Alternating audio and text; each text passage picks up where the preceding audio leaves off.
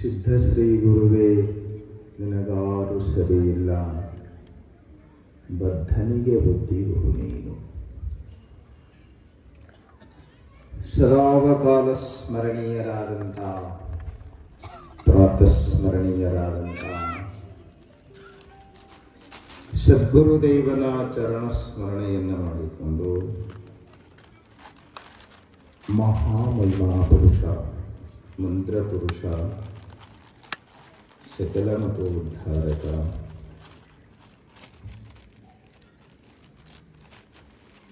ಸಿದ್ಧಾರೂಢ ಎನ್ನ ಧನಿ, ರಾಮದೇವಿ ಚಿಂತಾಮಣಿ,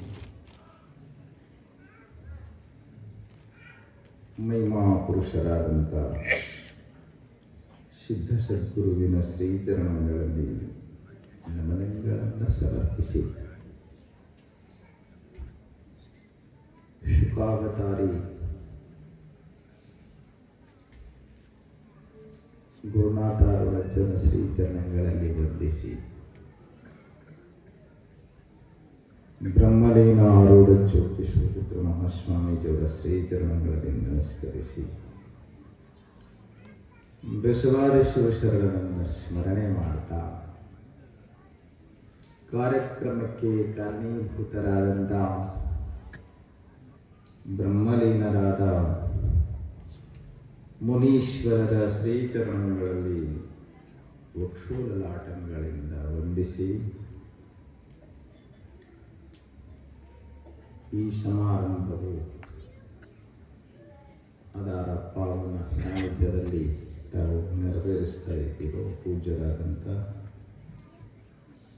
ಸುಬ್ರಹ್ಮಣ್ಯಾಚಾರ್ಯ ಶ್ರೀಚರಣಗಳಲ್ಲಿ ನಮಸ್ಕರಿಸಿ, ಇಂದಿನ ಸಮಾರಂಭದ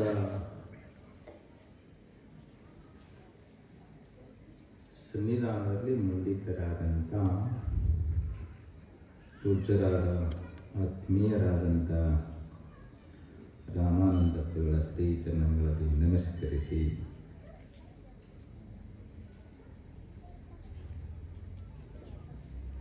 ವೇದಾಂತ ವಿದೂಷಿ ಬ್ರಹ್ಮವಾದಿನಿ ಮಾತೋಶ್ರೀ ವಿದ್ಯಾಭಾರತಿ ತಾಯಿಯವರಿಗೂ, ವಿದ್ವಾಂಸರಾದಂಥ ಉಪ್ಪಾರಹಟ್ಟಿಯ ನಾಗೇಶ್ವರ ಮಹಾಸ್ವಾಮೀಜಿಯವರಿಗೂ, ಗದುಗಿನಿಂದ ಆಗಮಿಸಿದಂಥ ಮುಕ್ತಾ ತಾಯಿಯವರಿಗೂ, ವಿದ್ವಾಂಸರಾದಂಥ ಡಾಕ್ಟರ್ ಸಿದ್ದೇಶ್ವರ ಶರಣರಿಗೂ, ನಮ್ಮವರೇ ಆದಂಥ ನಮ್ಮ ಸಾವೋಟಿಗೆಯ ಲಿಂಗೇಶ್ವರಗಳವರಿಗೂ, ಅನುಭಾವಿಗಳಾದಂಥ ಹಿಕ್ಕರಿಗೆಯ ನಮ್ಮ ಸಿದ್ಧಾರೂಢರಿಗೂ, ನೆರೆದು ಬಂದಂಥ ಮಹಾಜನಗಳೇ, ಮಾತೆಯರೇ, ಸಂಚಾಲಕರೇ, ನಿಮ್ಮೆಲ್ಲರಿಗೂ ನನ್ನ ಶರಣಗಳನ್ನು ತಿಳಿಸಿ, ಮಾತಿನ ಬಗ್ಗೆ ಮಾತನಾಡಿದ್ದಾರೆ. ಎಲ್ಲ ಪೂಜ್ಯರು ಹೇಳಿದರು, ಮಾತಿನೊಳಗ ಅಮೃತದ, ಮಾತಿನೊಳಗ ವಿಷಮದ. ಶ್ರೀಮನ್ ನಿಜಗುಣ ಶಿವಯೋಗಿಗಳು ಸುಧಾರಸಧಾರೆಯಾಗುವುದು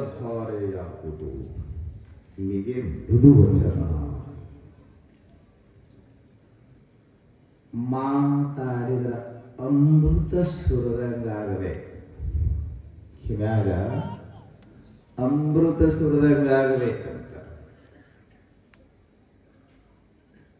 ಕಿವ್ಯಾಗ ಸೀಸ ಸುರದಂಗಾಗಲಾರದು, ವಿಷ ಸುರದಂಗಾಗಲ್ಲ. ಮಾತು ಮಿತವಾಗಿ ಬಳಸಿದರೆ, ಹಿತವಾಗಿ ಬಳಸಿದರೆ ನಮ್ಮ ಮನೆ ಸ್ವರ್ಗ ಆಗುತ್ತದೆ. ಬದುಕು ಸ್ವರ್ಗ ಆಗ್ತದೆ. ಸ್ವರ್ಗ ಎಲ್ಲದ ಬಸವಣ್ಣ ಹೇಳಿದರು. ಅಯ್ಯ ಎಂದೆಡೆ ಸ್ವರ್ಗ ಯಾರೋ ಬಿಟ್ಟಾರೋ ಹೇಳಿದ್ರೆ ಇನ್ನೊಂದು ಕೇಳಿದ್ರೆ ಏನು ಖರ್ಚಾಗ್ತದೆ ಯಾರು ನಮಗೆ.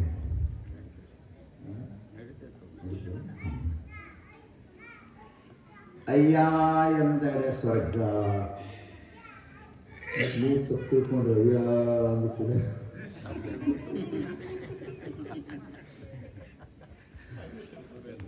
ಮತ್ತು ಐಗಳಿಗೂ ಅಯ್ಯ ಅಂದ್ರೆ ಸಿಟ್ಟು ಬರ್ತದೆ. ನಾನು 515 ಅಯ್ಯ ಅಂದ್ರೆ ಅಯ್ಯ ಎಂಬ ಮಾತಿನೊಳಗ ಮೃದುತ್ವ ತುಂಬಿದೆ. ಈ ಆಂಗ್ಲ ಭಾಷಿಕರು ಪ್ಲೀಸ್ ಅಂತ ಶಬ್ದ ಬಳಸ್ತಾರೆ. ನಿಮ್ಗೇನೇ ಕೇಳಬೇಕು, ಏನೇ ಹೇಳಬೇಕಂದ್ರು ಫಸ್ಟ್ ಪ್ಲೀಸ್. ಅದಯ್ಯ ನನಗೆ ಮಾತು ಮೃದುವಾಗಿರಲಿ ಅಂದ್ರೆ ಮಾತಿನಲ್ಲಿ ಕಾಠಿಣ್ಯತೆ ಇರಬಾರದು. ಮಾತು ಒರಟಾಗಿರಬಾರದು. ಮಾತು ಮತ್ತೊಬ್ಬರ ಮನಸ್ಸಿಗೆ ನೋವಾಗಬಾರದು. ಮಾತಿನೊಳಗ ಸತ್ಯ ತುಂಬಿರಬೇಕು. ಮಾತು ಅರ್ಥವತ್ತಾಗಿರಬೇಕು. ಮಾತಾಡಿದ್ರೆ ಕೇಳಿದವಾಗ ಒಂದಿಷ್ಟು ಅವನ ತಲೆಯಾಗ ಹಿಂಗ ಪ್ರಕಾಶ, ಜ್ಞಾನದ ಪ್ರಕಾಶ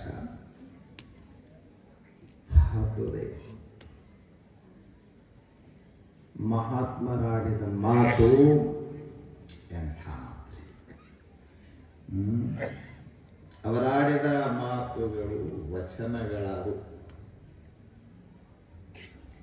ಶರಣರಾಡಿದ ಮಾತುಗಳು ವಚನಗಳಾದವು.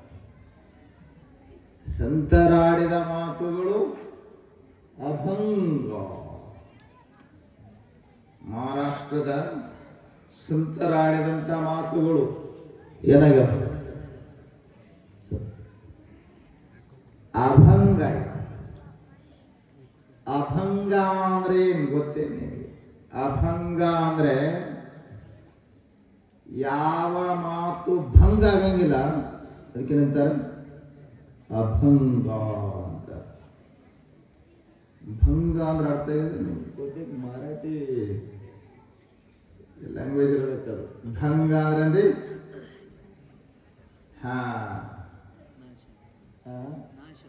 ನಾಶ ಆಗುವುದು. ಆಡಿದ ಮಾತು ತೆಗೆದು ಹಾಕಬಾರದು, ಅದಕ್ಕೇನಂತಾರೆ ಅಭಂಗ. ಇವು ಕುಡುಕರಾಡೋ ಮಾತು ಹೆಂಗಿರ್ತದೆ? ನಿಷೇಧಾಗ ಒಂದು ಮಾತು ತನಕ ನೀವು ಅಂತೀವಿ ನೋಡ್ರಿ, ನಿಷೇಧನ ಮಾತು ಅದು ಕಿಷಾದಾಗ ಇರಂಗಿಲ್ಲ ಅಂತ.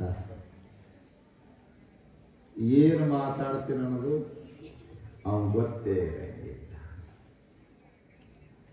ಸಂತರಾಡಿದ ಮಾತು ನೋಡ್ರಿ ಅಭಂಗ. ಅದಕ್ಕೆ ಅವ್ರಂತಾರ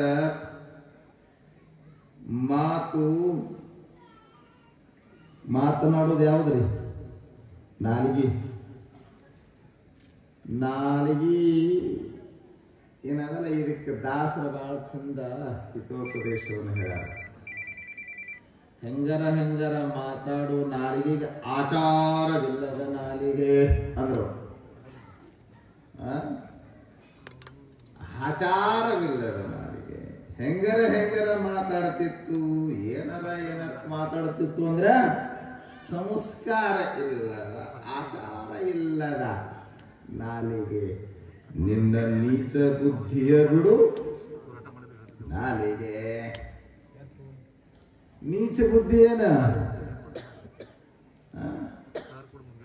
ಈ ನಾಲಿಗೆ ಮಂತ್ರ ನುಡಿಯಂಗಿಲ್ಲ, ನಾಮ ನುಡಿಯಂಗಿಲ್ಲ. ಎದಕ್ಕೆ ಚಾಚಿಕೊಂಡಿರ್ತದಂತ ನಾಲಿಗೆ ಭಾಷೆ ಹೇಳ್ಯಾರ. ಅದರೊಳಗೆ ಏನ್ ಹೇಳ್ಯಾರ? ಪರರ ದೂಷಿಸುವುದಕ್ಕೆ ಚಾಚಿಕೊಂಡಿರುವ ನಾಲಿಗೆ ಇನ್ನೊಬ್ಬರ ನಿಂದೆ ಆಡ್ಕೊಳ್ಳಿಕ್ಕೆ ಮುಂದಿರ್ತದ. ಯಾವ್ದ್ರಿ?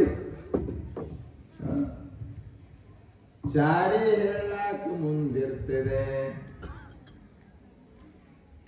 ಮಾತು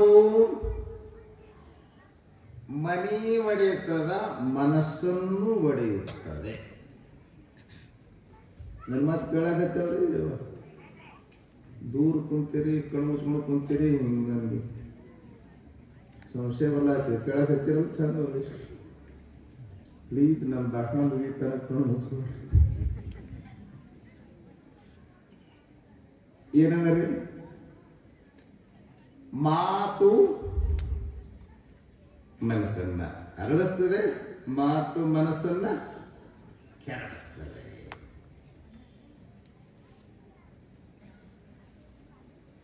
ಮನಿ ಒಡೆಯುವುದು ಮಾತೆ, ಮನಸ್ಸನ್ನ ಒಡೆಯುವುದು ಮಾತೆ. ಇಬ್ಬರು ಸ್ನೇಹಿತರಿದ್ರು, ಕ್ಲೋಸ್ ಫ್ರೆಂಡ್ಸ್ ಇಬ್ರು. ಕ್ಲೋಸ್ ಫ್ರೆಂಡ್ಸ್ ಅಂದ್ರೆ ಬಾಲ್ಯದಿಂದಲೂ ಅವರ ಸ್ನೇಹ. ಒಬ್ಬ ರಾಜನ ಮಗ, ಇನ್ನೊಬ್ಬ ಮಂತ್ರಿ ಮಗ.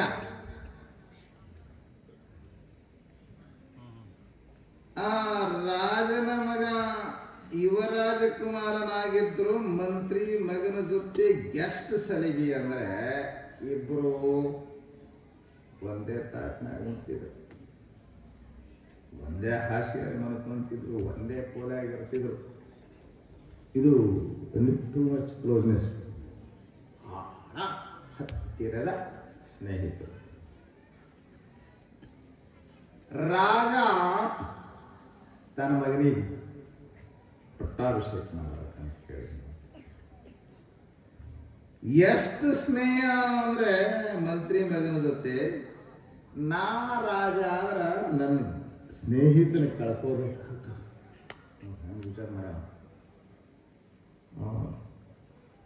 ನಮ್ಮ ಸ್ನೇಹ ಹಾಳಾಗುತ್ತದೆ. ಅಪ್ಪ, ನೀನು ರಾಜನ ಮಾಡೋದಾದ್ರ ನನ್ನ ಸ್ನೇಹಿತನನ್ನ ಸಿಂಹಾಸನದಲ್ಲಿ ಕೂಡಿಸು. ರಾಜ ಕರಿತಿರ್ಬಂದ್ರೆ ಏನು ಮಾತಾಡಬೇಕು? ಒಪ್ಕೊಳ್ಳಕ್ ತಯಾರಿಲ್ಲ ಮಗ. ಅವ ರಾಜ ಆದ್ರೂ ಅಷ್ಟೇ, ನಾ ರಾಜ ಆದ್ರೂ ಅಷ್ಟೇ. ಅವ ರಾಜ ಆದ್ರೆ ಇನ್ನೂ ಸೂಕ್ತ.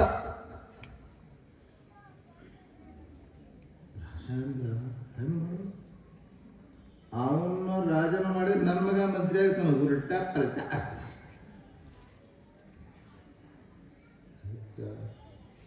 ರಾಜ ಅಂತ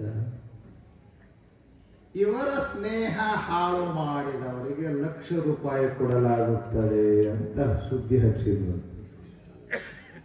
ಅವರ ಸ್ನೇಹ ಹಾಳು ಮಾಡೋದು ಅಷ್ಟು ಸಾಧ್ಯ, ಸುಲಭ ಸಾಧ್ಯ ಇರಲಿಲ್ಲ. ಏನ್ ಹೇಳಿದ್ರು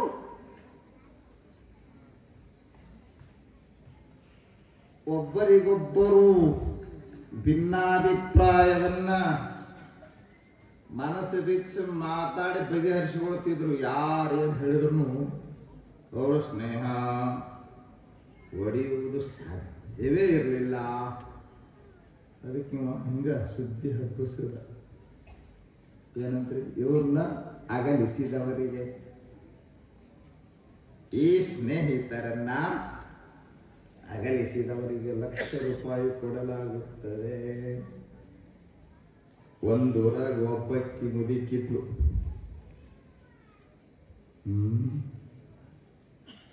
ಮುದುಕಿಯರು ಇರ್ತಾರ. ಅಕ್ಕಿ ಅಂತ ಮುದುಕಿರಿ,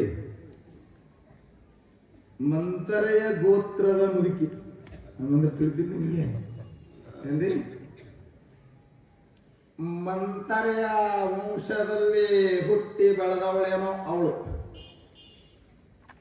ನಾ ಅವ್ರನ್ನ ಅಗಲಿಸ್ತೀನಿ. ಅವಳು ಅಗಲಿಸಿದರೆ, ಅವರ ಸ್ನೇಹವನ್ನ ಮುರಿದರೆ ನಿನಗ 1,00,000 ಸಿಗ್ತದೆ ಹೇಳಿದರು ರಾಜಸೇವಕರು. ಮುದಿಕ್ ತಯಾರಾಯ್ತು. ಒಂದ್ ದಿವಸ ಇಬ್ರು ಸಾಯಂಕಾಲದ ಸಮಯ ವಾಯುವಿಹಾರಕ್ಕೆ ಹೋಗ್ಯಾರ. ಇದು ಮುದುಕಿ. ಅವ್ರು ಬರೋ ದಾರ್ಯಾಗ ಹರಿ ತಲೆ ಮ್ಯಾಗಿನ ಹರಿ ದಾರ್ಯಾಗ ಹೋಗ ನಿಂತಿದ್ಲು. ಇಬ್ರು ದಾಟಿ ಹೊಂಟಿದ್ರು. ಒಂಚೂರು ಮುಂದೆ ಹೋದ ಮೇಲೆ, ಯಪ್ಪ ನನಗೆ ಸಹಾಯ ಮಾಡ್ರು, ಈ ಹೊರಿ ಒರೆಸಿ ಬರ್ರಿ, ಯಾರೋ ಒಬ್ಬರು ಬರ್ರಿ, ಇಬ್ಬರದಾಗ ಒಬ್ಬರು ಬರ್ರಿ ಅಂತ. ರಾಜಕುಮಾರ ನಾನಾ ಹೋಗಿ ಹೊರಿ ಒರೆಸಿ ಬರ್ತೇನೆ ಅಂದ್ರ ಅಂತ ತಿಳ್ಕೊಂಡು ಅಷ್ಟು ದೂರ ಹಾಲ ಹಿಂದ ಬಂದ. ಮುದುಕಿ ಭಾರಿ ಈಕೆ ಮುದುಕಿ ಹೊರಿ ಹೊರಸು ಅಂತ ನಿಂದ್ರು. ಒಂದು ರಹಸ್ಯದ ಮಾತು ಹೇಳಿದೆ.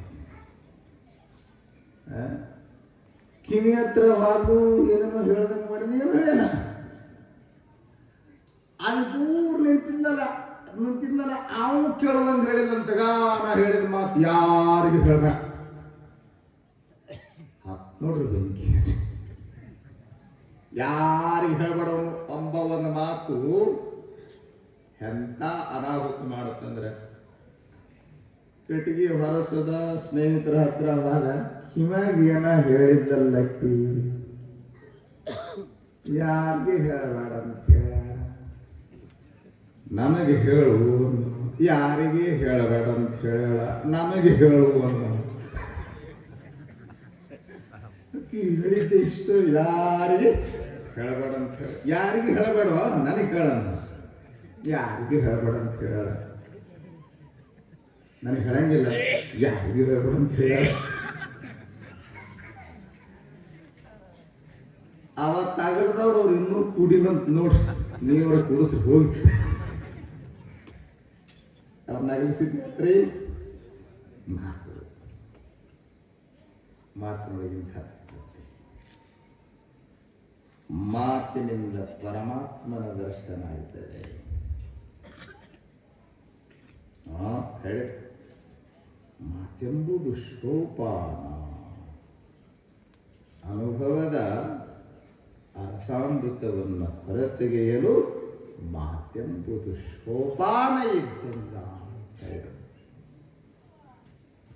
ಅಂಥ ಮಾತನ್ನ ನಾವು ಸರಿಯಾಗಿ ಬಳಸ್ತಾರೆ.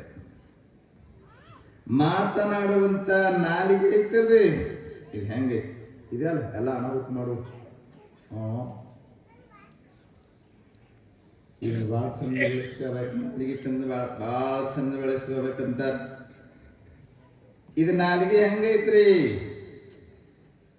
The tongue is 3 inches long. Yet it can kill a man of 6 feet. ಭಾಳ ಚಂದ ಮಾತು, ಲಕ್ಷ ಬೆಳೆಸ್ಕೋಬೇಕು. ದ ಟಂಗ್ ಈಸ್, ನಾಲಿಗೆ ಐತಲ್ಲ, ಎಷ್ಟು ಉದ್ದ ಐತ್ರಿ ಇದು? ಅಲ್ಲಿ ಬ್ಯಾಗ್ ಐತಿ ನೋಡೋದು, ನೋಡ್ಕೊಳ್ಳು ಎಷ್ಟೈತ್ರಿ? 3 inches long. ಬಹುತೇಕ ನಾಲಿಗೆ ಎಷ್ಟು ಉದ್ದ ಐತ್ರಿ? ಇದು ಭಾಳ ಆದ್ರೂ ಒಂದು 3 inch ಅಟ್ಟೆ. ಕೆಲವು ಜರ ಉದ್ದಿರ್ತದೆ ಹೆಚ್ಚಿಗೆ, ಭಾಳ ಹೆಚ್ಚಿಗೆ ಐತಂದ್ರೆ ಇನ್ನೊಂದು ಪೂಟ್ ಇರಂಗಿಲ್ಲ, ಇನ್ನೊಂದು ಅರ್ಧ ಇಂಚ್ ಹೆಚ್ಚಿಗಿದೆ ಅಟ್ಟೆ. ಹೌದು, ಇದು 3 ಇಂಚಿನ ನಾಲಿಗೆ ಎಟ್ಟು ಕೆಟ್ಟೈತಿ. 6 ಫೂಟಿನ ಮನುಷ್ಯನ ಕೊಲ್ತದಂತ ನೋಡ್ರಿ. ಅಷ್ಟು ಒಂದಾಗ್ತದೆ. ಇದೀಗ ಹೇಳದೆ ನಿಮಗೆ ಬಹಳ ಕೆಟ್ಟೈತಿ ನಾಲಿಗೆ. The tongue is sharper than sword ಅಂತಾರೆ.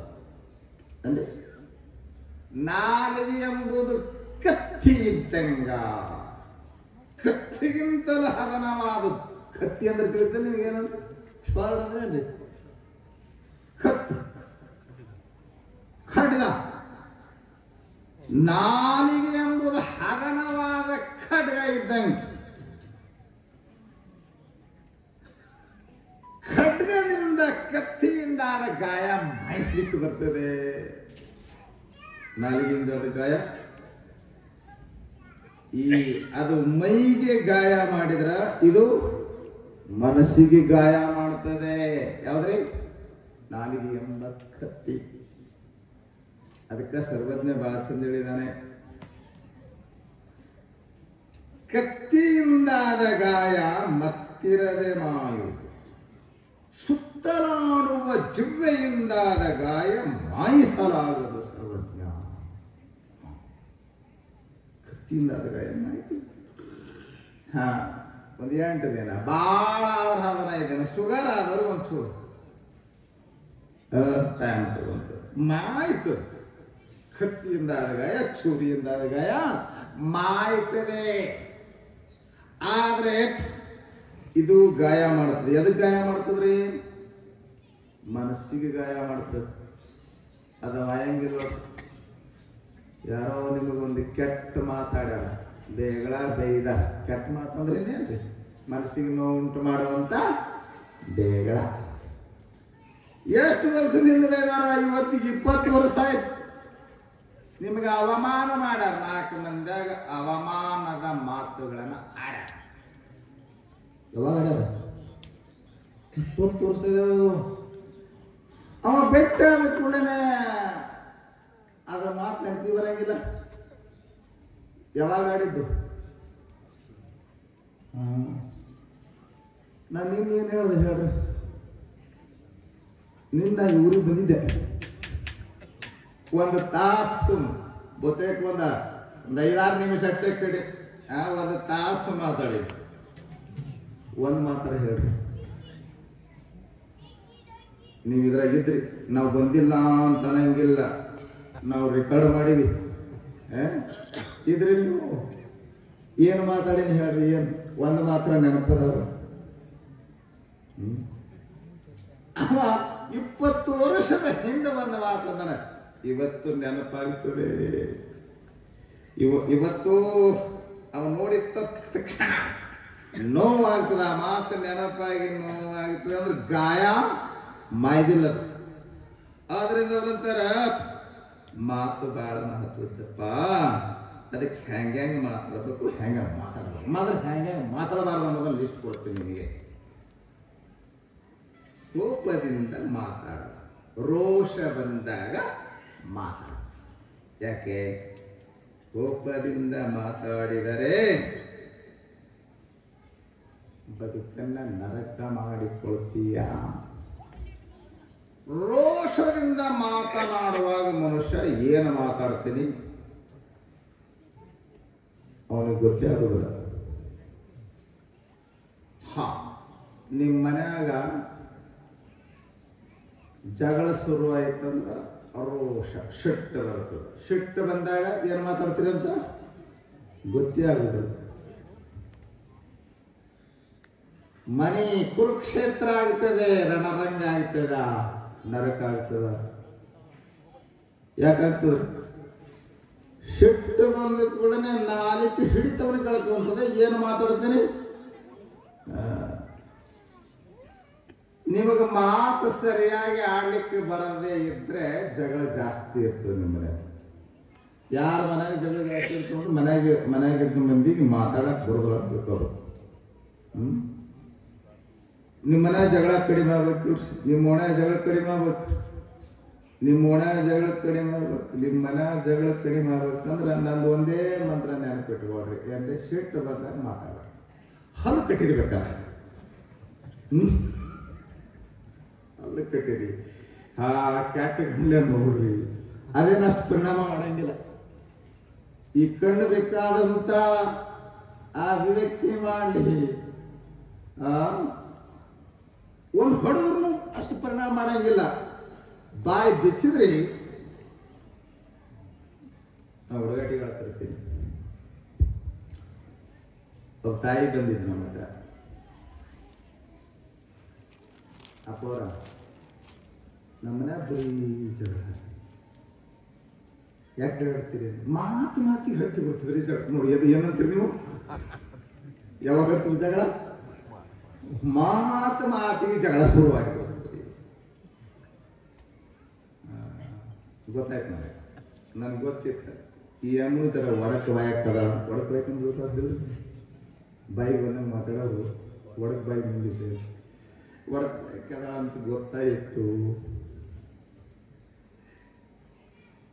ಜಗಳ ಅಂದ್ರೆ ಜಗಳಪ್ಪ ಸರ್. ಒಂದಿನ ಜಗಳ ಆಡಿಲ್ಲ ಅಂತೀವಿ ಮೋಕ್ಷ. ಟ್ಯಾಂಕ್ ಜಗಳ ಆಡ್ತೀರಿ ಏನಾರ ಹೆಂಗೆ ಮಾತಿ ಜಗಳ ಹತ್ತೇ ಬಿಡ್ತದೆ. ಅದು ಜರ ಏನಾರ ಕಾಯಿ ಮಂತ್ರಿಸ್ಕೊಡ್ರಿ, ನಿಂಬಿಕಾಯಿ ಮಂತ್ರಿಸ್ಕೊಡ್ರಿ, ಇಲ್ಲ ಅವಗೊಂದು ನನಗೊಂದು ತಾಯ್ತಾರ ಹಾಕ್ರಿ. ನಾನೇ ಇದು ತಾಯ್ತಾ ಕೆಲಸ ಕೊಡಂಗಿಲ್ಲ, ನಿಂಬಿಕಾಯಿನೂ ಕೆಲಸ ಕೊಡಂಗಿಲ್ಲ, ತೆಂಗಿನಕಾಯಿನೂ ಕೆಲಸ ಕೊಡಂಗಿಲ್ಲ. ಏನಾರ ಮಂತ್ರ ಹಾಕಿ ನಾ ಬ್ಯಾರೆ ಮಂತ್ರ ಹಾಕೊಡ್ತೀನಿ. ನಮ್ಮ ಮೊನ್ನೆ ಪ್ರಯಾಗರಾಜಕ್ಕೆ ಹೋಗಿನಿ. ನಾನು ಕಲ್ತು ಬಂದೀನಿ, ಜಗಳ ಬಂದು ಮಾಡೋದು ಕಲ್ತು ಬಂದೀನಿ. ಚಲೋ ಔಷಧಿ ತಗೊಂಡು ಬಂದೀನಿ. ಇದು ಕೆಲಸ ಮಾಡಿ, ಇದು ಮಂತ್ರ ಹಾಕೊಡ್ತೀನಿ. 1 ಲೀಟರ್ದ ಬಾಟ್ಲಿ ಕೊಟ್ಟೆ. ಇದು ಸಾಮಾನ್ಯ ತೀರ್ಥ ಅಲ್ಲಿ. ಇದು ನಾಗಾಸಾಧುಗಳು ಮಂತ್ರಿಸಿಕೊಟ್ಟಾರ, ನಾನು ಮಂತ್ರ ಹಾಕಿನಿ ಅಂತ ಹೇಳಿದೆ. ಹೇಳ್ಬೇಕಾದ ಒಂದು ಸುಳ್ಳು ಹೇಳ್ಬೇಕಾದ ಕಲ್ಯಾಣ ಮಾಡೋ ಸಲುವಾಗಿ ಒಮ್ಮ ಏನ್ ಮಾಡ್ತೀರಿ ಅಂತ. ಭಾರಿ ಅದ್ಭುತ ಮೈಮಾನ್ವಿತ ತೀರ್ಥ ಇದು. ಅಂತಿಂತ ತೀರ್ಥ ಅಲ್ಲ ಇದು. ಇದು ನಿಮ್ಮ ಮನೆಯಾಗ ಜಗಳ ಕಡಿಮೆ ಮಾಡ್ತಾರೆ. ಒಂದು ಕೆಲಸ ಮಾಡಿ, ಇನ್ನೇನು ಜಗಳ ಶುರುವಾಗ್ತದ ಗೊತ್ತಾಗ್ತದೆ. ಜಗಳ ಹತ್ತುಗಳು ಶುರು. ನೀವೊಂದು ಕೆಲಸ ಮಾಡ್ರಿ, ಇವನ್ನ ಎಷ್ಟು ಬಾಯಿ ಹಿಡಿತದ ಸಾಧ್ಯವಾದಷ್ಟು ಅಷ್ಟು ಕುಡಿಬೇಡ್ರಿ. ಇವನ್ನ ಬಾಯಾಗ ಹಿಡ್ಕೊಂಡು ಯಾವಾಗ ಕುಡಿಬೇಕು ಅಂದ್ರೆ ಯಾವಾಗ ಜಗಳ ಮುಗಿತದ ನೋಡ್ರಿ ಅವಾಗ ಕುಡ್ರಿ ಅಂತ ಹೇಳ. 8ರಿಂದ ಓಡಿ ಬಂದು ಎಂಥ ಮೈಮಾನ್ವಿತ ತೀರ್ತಾರಿ ಅಪ್ಪ. ನಮ್ಮ ಮನೆ ಜಗಳನ ಇಲ್ಲ ನೋಡ್ರಿ. ಜಗಳ ಕಡಿಮೆ ಯಾಕೆ ಕಡಿಮೆ ಆಗೈತಿ ಗೊತ್ತನ್ರಿ ನಿಮಗೆ? ಜಗಳ ಹತ್ತದಕ್ಕ ಬಾಯಾಗ ನೀರು ಹಿಡ್ಕೊಂಡಿದ್ರೈತಿ. ಅವ ಏನಂದ್ರು ಹೊಳೆದಕ್ಕೆ ನಾ ಹೇಳಿದ್ದೆ, ಒಂದು ಹನಿ ನೆಲಕ್ಕೆ ಬಿಡಂಗಿಲ್ಲ, ಒಂದು ಹನಿ ಒಳಗೆ ಹೋಗಂಗಿಲ್ಲ, ವಿಷ ಆಗ್ತದದು, ಬಾಯಾಗ ಹಿಡ್ಕೊಂಡಿರ್ಬೇಕಂತ ಹೇಳಿದ್ದೆ. ಏಟ್ ಅಂದ್ರೆ ಏನು ಬೈದ್ರ ಒಬ್ಬನೇ ಏಟಂತ ಬೈತಾನ. ನಿಮಗೂ ಯಾರ್ಯಾರು ತೀರ್ಥ ಬೇಕಾಗ್ಯಾವ ಅದ ಮಾಡ್ಬಿಡಿ.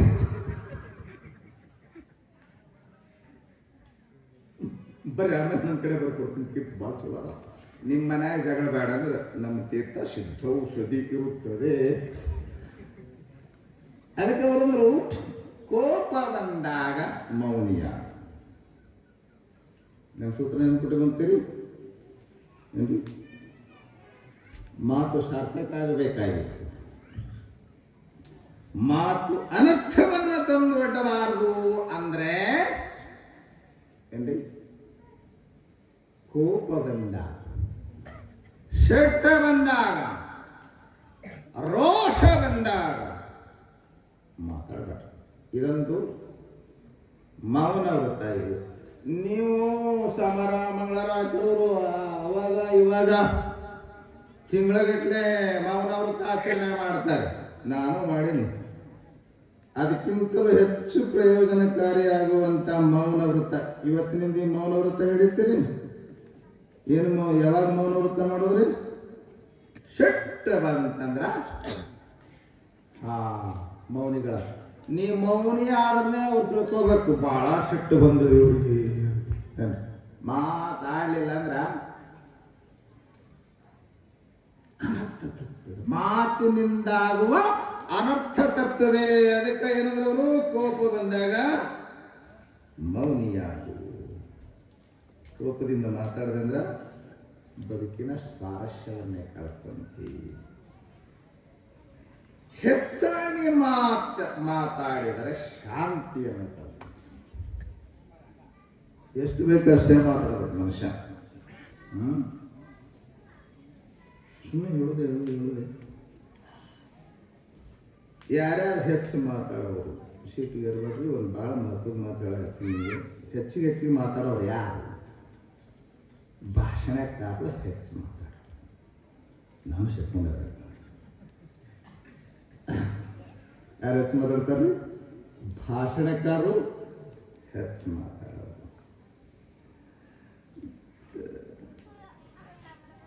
ಎರಡನೇದಾಗಿ ಹೆಚ್ಚು ಮಾತಾಡೋರು ಮಾತು ಹೆಚ್ಚು ಮಾತಾಡೋರು ಅಂದ್ರ ನೀವ. 4 ಮಂದಿ ಹೆಣ್ಮಕ್ಳು ಸೇರಿದ್ರು ಅಂದ್ರೆ ಸುಮ್ಮನೆ ಕುಂತಾರಂತೀರೇನ? ಸುಮ್ಮನೆ ಮೇಷ್ಟ್ರು ಪ್ರಶ್ನೆ ಮಾಡಿದ್ರು ಮಕ್ಕಳಿಗೆ, ಒಬ್ಬ ಹೆಣ್ಣು ಮಗಳು 1 ತಾಸಿಗೆ 60 ರೊಟ್ಟಿ ಮಾಡಿದರೆ 4 ಜನ ಹೆಣ್ಣು ಮಕ್ಕಳು ಸೇರಿ ಎಷ್ಟು ರೊಟ್ಟಿ ಮಾಡುತ್ತಾರೆ ಅಂತ ಕೇಳಿದ್ರಂತೆ. ಪ್ರಶ್ನೆ ತಿಳಿತಾ ನಿಮ್ಗೆ? ಒಬ್ಬ ಹೆಣ್ಮಗಳು 1 ತಾಸಿಗೆ 60 ರೊಟ್ಟಿ ಮಾಡಿದ್ರೆ 4 ಮಂದಿ ಕೂಡ ಎಷ್ಟು ಇರ್ತಾವ? ಲೆಕ್ಕ ಬರ್ತದೆ ನಿಮ್ಗೆ? 240 ರೊಟ್ಟಿ ಆಗ್ತಾ ಹೋದಿಲ್ರಿ? ಭಾಳ ಶಾಣೆ ಇದ್ದ ಮಕ್ಕಳು 240 ಅಂತ ಕಿಮ್ಮತ್ತು ಕುಡಿಸ್ಕೊಂತ ಹಿಂದೆ ಕುಂತಿದ್ದ ಹಿಂದಿನ ಬೆಂಚಿಗೆ sir wrong, this answer wrong, ಇದು ತಪ್ಪೈತಿ ಅನ್ನಂತ. ಯಾಕೋ ಬರೋಬ್ಬರನೇ ಹೇಳೋಣ, ನಿಮಗೂ ಲೆಕ್ಕ ಬರಂಗಿಲ್ಲ ಅವಕ್ಕೂ ಲೆಕ್ಕ ಬರಂಗಿಲ್ಲ ಅಂತ. ನೀನೇನು ಹೇಳ್ತಿ ಹೇಳಪ್ಪ? ಒಬ್ಬ ಹೆಣ್ಮಗಳು ರೊಟ್ಟಿ ಮಾಡ್ತಾ ಇದ್ರೆ 60 ಮಾಡ್ತಾಳ, ಇದು ಒಪ್ಕೊಂತೀನಿ. 4 ಮಂದಿ ಇದ್ರ ರೊಟ್ಟಿ ಏನು ಮಾಡ್ತಾರ? ಬರೀ ಮಾತಾಡೋದು ಮಾಡ್ತಾರಂತವ. ಅವನು ವ್ಯಾವಹಾರಿಕ ಜ್ಞಾನ, ಬರೇ ಗಣಿತ ಬಲ್ಲಂತವ್ರು ಇವರು. ಅವನು ವ್ಯಾವಹಾರಿಕ ಜ್ಞಾನ. ಇನ್ನು 3ನೇದವ್ರು ಹೆಚ್ಚು ಮಾತಾಡೋರು ಯಾರೇ? ರಾಜಕಾರಣಕ್ಕೆ. ಚಲೋ ಮಾತಾಡೋನೆ ಒಳ್ಳೆ ರಾಜಕಾರಣಿ. ಸಾರ್ವಜನಿಕರ ಮನಸ್ಸನ್ನ ಆಕರ್ಷಿಸುವ ಹಾಗೆ ಮಾತಾಡವ ಅಲ್ಲಿ ಒಳ್ಳೆ ರಾಜಕಾರಣಿಯಾಗಿ ಮುಂದುವರಿತಾನೆ. ಅದಕ್ಕೆ ಮಾತಾಡ್ರಿ. ಏನ್ ಮಾತಾಡ್ಬೇಕು? ಹೆಚ್ಚಿಗೆ ಮಾತಾಡ್ರಿ ಬ್ಯಾಡ ಅಂತ ಅನ್ನಂಗಿಲ್ಲ. ಇಲ್ಲಾಂದ್ರೆ ಹೆಚ್ಚಿಗೆ ಮಾತಾಡ್ತೀವಿ ಅದನ್ನ ಸಮರ್ಥಿಸ್ಕೊಳ್ಬೇಕಾಗ್ಯದ. ಹೆಚ್ಚಿಗೆ ಮಾತಾಡ್ರಿ ಬೇಡ ಅಂತಲ್ಲ, ಆ ಮಾತಿನಿಂದ ನೀನು ಉದ್ಧಾರ ಆಗಬೇಕು, ಕೇಳವನು ಉದ್ಧಾರ ಆಗಬೇಕು ಅಂತ ಮಾತಾಡು. ಬರೀ ಮನೆ ಹೊಡೆಯುವ ಮಾತಾಡಬೇಡ. ಮಾತು ಜ್ಞಾನಾಮೃತದಿಂದ ತುಂಬಿರಬೇಕು. ಆ ಮಾತು ತಾಯಿಯ ಜೋಳದ ಹಾಡಿನಂಗಿರಬೇಕು. ಮಗು ಅಳತಿತ್ತು ಅಂದ್ರ ಏನ್ ಮಾಡ್ತಿದ್ದಲ್ರಿ ತಾಯಿ? ಏನ್ ಮಾಡ್ತಿದ್ಲು? ಜೋಳ ಹಾಡ್ತಿದ್ಲು. ಜೋಳ ಹಾಡ್ಕೊಂತ ಚೈ ಬಡಿಯೋದು ಅಂತಿದ್ರು. ಬೆನ್ನು ಚಪ್ಪರಿಸಿದ್ರ ಚೈ ಬಡಿತಾ ಇದ್ರ ಆ ಮಗು ತನ್ನೆಲ್ಲೂ ನಿಲ್ಲಿಸಿ ನೋವು ಮರೆತು ಅದು ನಿದ್ದೆ ಮಾಡ್ತಿತ್ತು ಅಲ್ಲ. ಹಾಗೆ ನೋಡಿ, ಮಹಾತ್ಮರ ಮಾತು ಅಂದ್ರ ಅಳುವ ಜೀವಿಗಳ, ಈ ಮಕ್ಕಳಂಗಿರುವಂತ ಅಳುವ ಜೀವಿಗಳಿಗೆ ತಾಯಿಯ ಹಾಡಿನಂಗ ಮಹಾತ್ಮರ ಮಾತು. ಹಾಡು ಸಂತರ ಮಾತು ಹಾಗೆ ಅವರ ಮಾತಿನೊಳಗ ಅಮೃತ ತುಂಬಿರುತ್ತದೆ, ಜ್ಞಾನಾಮೃತ ತುಂಬಿರುತ್ತದೆ ಅಂತ ಮಾತಾಡ್ರಿ. ಮಾತು ಜ್ಯೋತಿರ್ಲಿಂಗ ಅಂತ ಶರಣ ಹೇಳಿ. ಮಾತಿನಿಂದ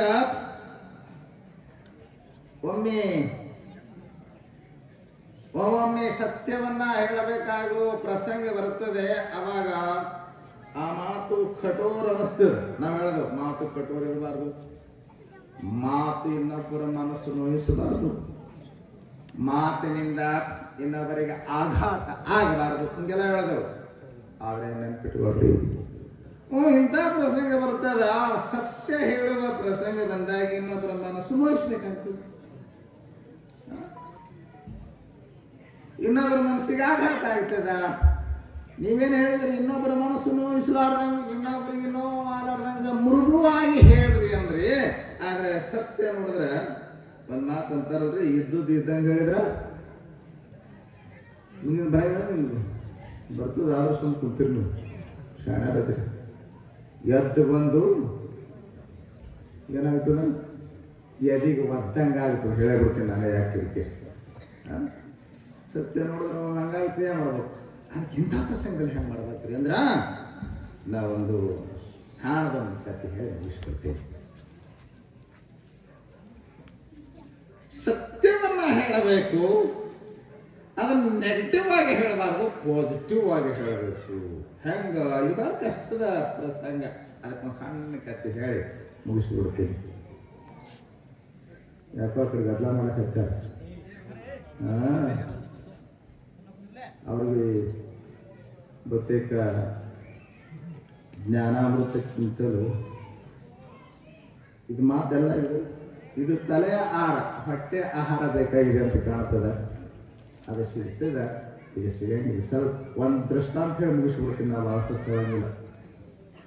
ಅದು ಒಂದು ದೃಷ್ಟಾಂತ 1 ತಾಸು ಆಗುತ್ತೆ. ಹೆಮ್ಮಡಿ ಹೇಳಿ ಒಂದು 10 ನಿಮಿಷ ಹೇಳ್ಬೇಕು. ನಾ ಎದಕ್ಕೆ ಹೇಳಕ್ ಹೊಂಟಿದ್ದೇಳಿ, ಹೇಳುವ ಮಾತು ಸತ್ಯವೇ ಆಗಿರಬೇಕು. ಸತ್ಯವನ್ನ ಅಭಿವ್ಯಕ್ತ ಮಾಡ್ಲಿಕ್ಕೆ ಹೋದ್ರೆ ಮಾತು ಹೊರಟು ಅನಿಸ್ತದ, ಅದು ಆಘಾತ ಉಂಟು ಮಾಡ್ತದ. ಆ ನೋವು ಅನಿಸ್ತದ, ಆದ್ರೂ ಅದನ್ನ ತಿಳಿಸಿಬಿಡುವ ಕಲೆ ಇತ್ತವ. ಸತ್ಯ ಮಾತಾಡಿದ್ರು ನೋವಾಗದಂತ ಹೇಳ್ತಾನ ಅಂಬುದಕ್ಕೆ ಅಕ್ಬರ್ ಬೀರ್ಬಲರ ಕತೆ ಬಹಳ ಪ್ರಸಿದ್ಧ, ಜಗತ್ತಿನ ಕೇಳಕ್ಕೆ ಅನೇಕ ಕಥೆಗಳು. ಕೆಲವೊಂದು ಸುಮ್ಮನೆ ಹಾಳ ಹರಟೆ, ಬರೀ ತಮಾಷೆಗೆ ಮೀಸಲಾಗಿದೆ ಅಂತ ಅನಿಸ್ತದೆ. ಕೆಲವೊಂದು ಕಥೆಗಳಲ್ಲಿ ಬಹಳ ಅರ್ಥವತ್ತಾದಂಥ ಕಥೆಗಳು ಇವೆ. ಅದ್ರಾಗ ಒಂದು ನಾನು ಈ ಕ್ಷಣ ನೆನಪಿಸಿಕೊಂಡ ಒಂದು ಬಹಳ ಸುಂದರವಾದಂಥ ಅಕ್ಬರ್ ಬೇಕಲ್ಲ. ಅಕ್ಬರ್ ಮಹಾರಾಜನಿಗೆ ಒಂದು ಕನಸು ಬಿತ್ತಂತ. ಕನಸು ಬೀಳ್ತಾವ, ನೀವು ನಮ್ಮ ಕಡೆ ಭಾಳ ಮಂದಿ ಗೊತ್ತಿರ್ತಾರೆ. ಕಣ್ಣು ಮುಚ್ಚಿದ್ರೆ ಕನಸ ಬೀಳ್ತಾವ್ರಿ, ಕೆಟ್ಟ ಕೆಟ್ಟ ಕನಸು ಬೀಳ್ತಾವ ಅಂತ ಬರ್ತಾರೆ. ಏನೇನು ಕನಸು ಬೀಳ್ತೀರಿ ಅಂತ ಕೇಳ್ತೀನಿ. ಕರ್ಗಂದ ಬಂದಂಗೆ ಆಗ್ತದ್ರಿ, ಎದೆ ಮೇಲೆ ಕುಂತಂಗೆ ಆಗ್ತದ್ರಿ, ಮೈ ತುಂಬ ಕೂದಲು ಇರ್ತಾವ್ರಿ. ಇಂಥ ಕನಸ ಏನ್ರಿ ನೀವು ಮಾಡುವ ಪಾಪವೇ ನಿಮಗ ಹಿಂಗಾಗಿ ಕನಸಿನ ಬಂದು ಕಾಡ್ತಿರ್ತೇವೆ. ಅವನಿಗೆ ಏನು ಕನಸು ಬಿದ್ದಿತ್ತು ಬೀರ್ಬಲಗ ಅಂದ್ರ ಕನಸು ಬಿದ್ದಿತ್ತು. ಏನು ಕನಸು ಬಿದ್ದಿತ್ತು? ಕನಸಿನಾಗ ಬೆಳಿಗ್ಗೆ ಎದ್ದು ಹೊಲು ತಿಕ್ಕಲಕ್ಕೆ ಹೋದಂತ. ಹಿಂದಿನ ದಿನಮಾನಗಳಲ್ಲಿ ಬಹುತೇಕ ಬೇವಿನ ಕಡ್ಡಿಯಿಂದ ಹೊಲು ತಿಕ್ತಿದ್ರು. ಇಲ್ಲದೆ ಹೋದ್ರೆ ಇಡ್ಲಿ ಪುಡಿ ಅದನ್ನೇನ ಉಪ್ಪ ಏನನ್ನ ಸೇರಿಸಿ ಹಲ್ ತಿಕ್ತಿದ್ರು. ಇವ ಬೇವಿನ ಕಡ್ಡಿಯಿಂದ ಹಲ್ ತಿಕ್ಕಲಕ್ ಹೋದಂತ. ಹಿಂಗ ತಿಕ್ಕದ್ರೆ ಅವನು ಈ ಕಡೆ ತಿಕ್ಕದ ಓಸು ಹಲ್ಲು ಉದುರು ಬಿದ್ದು, ಈ ಕಡೆ ತಿಕ್ಕದ ಓಸು ಹಲ್ಲು ಉದುರು ಬಿದ್ದು. ಎಲ್ಲಿ ಕನಸಿನಾಗ ಹಲ್ಲು ಎಲ್ಲ ಬಚ್ಚಬಾರಿ ಬಾಯ ಹಲ್ಲು ಓಸು ಉದುರು ಬಿದ್ದು ಚಿಟ್ನ ಚಿರದ ಹಲ್ಲೆಲ್ಲ ಹೋದು, ಹಲ್ಲೆಲ್ಲ ಉದುರು ಬಿದ್ರೆ ಗತಿ ಹೆಂಗ? ಚಿಟ್ನ ಚೀರದ ಕೆಟ್ಟ ಕನಸ. ಎಚ್ಚರಾಗಿ ನೋಡ್ಕೊಂಡ ಬಾಯಾಗ ಹಲ್ಲ ಅಲೆ ಅದ, ಗಾಬರಿ ಅದವ, ಚಿಂತೆ ಆಯ್ತು. ಕನಸಿನಾಗ ಹಲ್ಲು ಬಿದ್ರೆ ಕನಸಿಗೆ ಏನರ್ಥ? ಕನಸಿಗೆ ಅರ್ಥ ಕೇಳ್ಕೊಂತ ಬರ್ತಾರೆ. ಕನಸಿಗೆ ಏನು ಅರ್ಥ ಇರ್ತದೆ?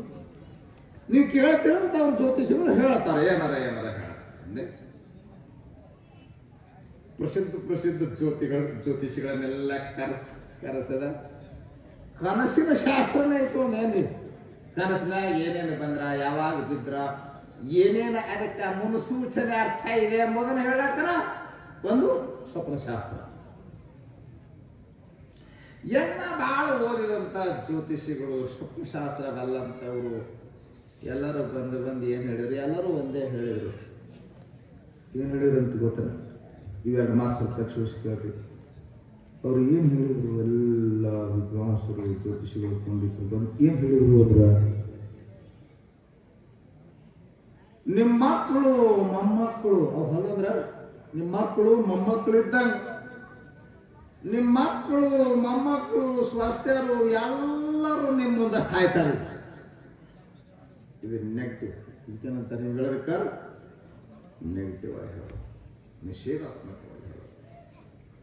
ನಿಮ್ಮ ಮಕ್ಕಳು ಮೊಮ್ಮಕ್ಕಳು ಸ್ವಸ್ಥರು ಎಲ್ಲರೂ ನಿಮ್ಮ ಮುಂದೆ ಸಾಯ್ತಾರೆ ಅಂದ್ರೆ ಇಂಥ ಸಿಟ್ಟು ಬಂದ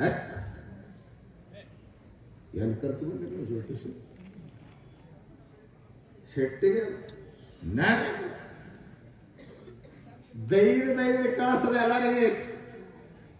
ಅವನ ದೃಷ್ಟಿಯೊಳಗ ಬೀರ್ಬಲ್ ಅಂದ್ರೆ ಶಾಣೆ. ಅವ ಏನು ಹೇಳ್ತಾನ ನೋಡೋಣ ಅಂತ ಹೇಳಿ ಬೀರ್ಬಲನ್ನ ಕರೆಸದ ಇವೆಲ್ಲ ಮಾರಿ ಒಣಸ್ಕೊಂಡು ಬೇಯಿಸ್ಕೊಂಡು ಹೊರಗೆ ಬರೋದು ನೋಡ್ತಿದ್ದ. ಹೊರಗೆ ಕುಂತು ಏನು ಹೇಳಿದ್ರಿ ಎಲ್ಲ ಕೇಳ್ಕೊಂಡು ನಾವು ಭಾಷಣ ಈತಕ್ಕಿದ್ದಂಗೆ ಹೇಳಿದವ್ರಿ. ಅವ ನಂಗಾಗ ಸುಮ್ಮನೆ ಸೆಟ್ ಮಾಡ್ದ, ಗುದ್ಗಿಡಿಗಳಂತ ನಮ್ಗೆ ಬೈದ. ಶಾಣೆ ಬೀರ್ಬಲ್ಲ. ನಮಸ್ಕಾರ ಮಾಡಿ ನಿಂತ ಬೀರ್ಬಲ್ ನನಗೆ ಇವತ್ತು ನಸಿಕ್ನಾಗ 4 ಗಂಟೆಗೆ ಒಂದು ಕನಸು ಬಿಟ್ಟು. ಏನು ಬಿತ್ತು? ರಾಜರಿಗೆ ಕನಸು ಬೀಳ್ತಾವಂದ್ರೆ ಅವು ಸಾಮಾನ್ಯ ಕನಸು ಇರಂಗಿಲ್ಲ. ಶುರು ಮಾಡಿದ್ರು ದೊಡ್ಡವ್ರಿಗೆ ದೊಡ್ಡ ಕನಸನೇ ಬೀಳ್ತಾವೆ. ಏನು ಬಿದ್ದದೆ ಬೀರ್ಬಲ್ಲ ಇಂಥ ಕನಸು ಬಿತ್ತು. ಕನಸಿನಾಗ ಹಲ್ಲು ತಿಕ್ಕಲಕ್ಕೆ ಹಾರೆ ಎಲ್ಲ ಹಲ್ಲು ಉದುರು ಬಿದ್ದುವಪ್ಪ. ಏನು ಅರ್ಥ ಐತಿ ಅಂತ ಚಲೋ ಕನಸು ರೀ ಅಂದ ಮೊದಲೇ ಮಾತು. ಇಂಥ ಕನಸು ನಿಮ್ಮಂಥವ್ರಿಗೆ ಬೀಳ್ಬೇಕು, ನಮಗೇನು ಬೀಳ್ತಾವ್ರಿ ಅನ್ನೋದ? ನಿಮ್ಮಂಥ ದೊಡ್ಡ ಮನುಷ್ಯರಿಗೆ ಇಂಥ ಕನಸು ಬೀಳೋದು ಇದು ಚಲೋ ಅಂತೀರಿ. ಅವೆಲ್ಲ ಬಂದು ಏನೇನೋ ಹೇಳುವುದು ಅವಕ್ಕೆ ಗೊತ್ತಿದ್ರಿ ಅನ್ನಂತ. ಇದು ಇಂಥ ಶುಭ ಕನಸೈತಿ. ಇದೇನು ಹೇಳ್ತದೆ ಗೊತ್ತಂದ್ರೆ ನಿಮಗೆ ದೀರ್ಘಾಯುವನ್ನು ಹೇಳ್ತದ. ನೀವು 120 ವರ್ಷ ಬದುಕ್ತಿರಿ. 120 ವರ್ಷ ಬದುಕಿದ್ರೆ ಅವೆಲ್ಲ ಅವನ ಮುಂದೆ ಸತ್ತು ಹೋಗ್ತಾವಂತ ಅದಕ್ಕೆ ನೀವೇನು ಬೇರೆ ಹೇಳಿದ್ ಹೇಳ್ರಿ. ಹಾ ಕಿಂಗ್ ಹೇಳ್ಬೇಕಂದಂತೀವ. ಇಬ್ರು ಹೇಳಿದ್ದು ಒಂದೇ, ಆದ್ರೆ ಹೇಳುವ ರೀತಿ ಬೇರೆ. ಹಾಗೆ ಸತ್ಯವನ್ನ ಹೇಳಬೇಕು, ಇದಕ್ಕಿದ್ದಂಗೆ ಹೇಳಬೇಕು. ನೋವಾಗದಂತೆ ಹೇಳುವುದನ್ನು ಮಾತನಾಡುವುದನ್ನು ಕಲಿಯಬೇಕು. ಹಾಗೆ ನೋವಾಗದಂತೆ ಸತ್ಯವನ್ನೇ ಅಭಿವ್ಯಕ್ತಗೊಳಿಸುವಂತ ಮಾತು ಅಮೃತ ಸದೃಶವಾಗಿರ್ತದೆ ಅಂತ ಇವತ್ತಿನ ಮಾತಿನ ಮತಿತಾರ್ಥ ಅಂತ ಹೇಳ್ತಾ ನನ್ನ ಮಾತಿಗೆ ಮಂಗಲ ಹರವು.